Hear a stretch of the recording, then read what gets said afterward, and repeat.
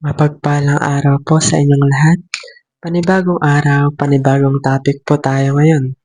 So, bakit ka dapat magpasalamat sa passive obedience ni Kristo? Ito po yung ating papag-usapan ngayong araw sa ating 365 daily devotions. Ang ating topic po natin ay passive obedience.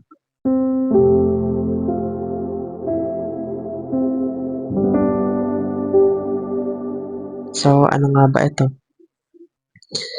Ang passive obedience daw po, ito yung willingness ni Jesus Christ na mag-sacrifice at mag-suffer para sa ating mga kasalanan, para mabayaran ang ating mga kasalanan.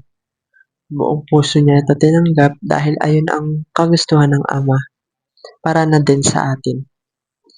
Alam naman natin na tayo ay nagkasala. Ang buong mundo ay nagkasala at punong-puno ito ng kasamaan hanggang sa dumating sa point na di na tayo dinidinig ng Diyos dahil sa ating kasalanan.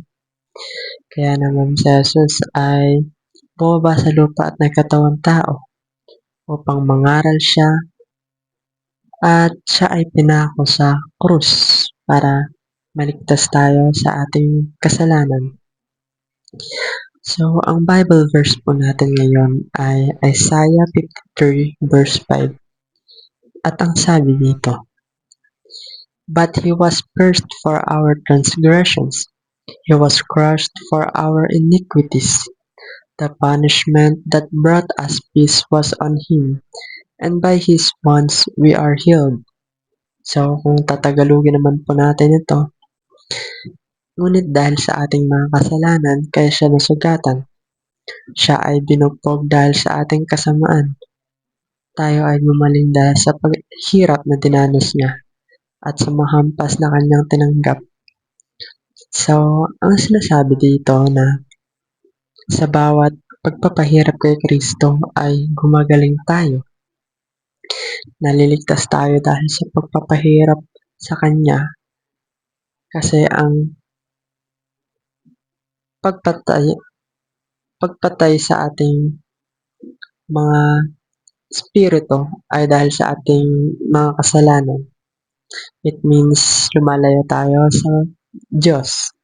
Kaya pinako si Kristo at namatay upang mapalapit ulit tayo sa Diyos Ama. Kumbaga, siya ang way natin para mapalapit tayo sa Diyos Ama at ayun na ang nangyayari. Nakikita na tayo ng Diyos Ama sa pamamagitan ni Kristo dahil niredeem niya na tayo si Jesus Christ. Kaya kay Jesus Christ ay dapat tayo magpasalamat dahil nga niligtas tayo kahit na pagpapahirap ang sinukli natin sa Kanya. Kaya sa pagpapasalamat natin sa Kanya ay dapat tayong manampalataya at sumunod sa Kanya dahil siya ang way para magkaroon tayo ng buhay na walang hanggan. For the glory of God the Father, everything will be just fine. Your joy will return.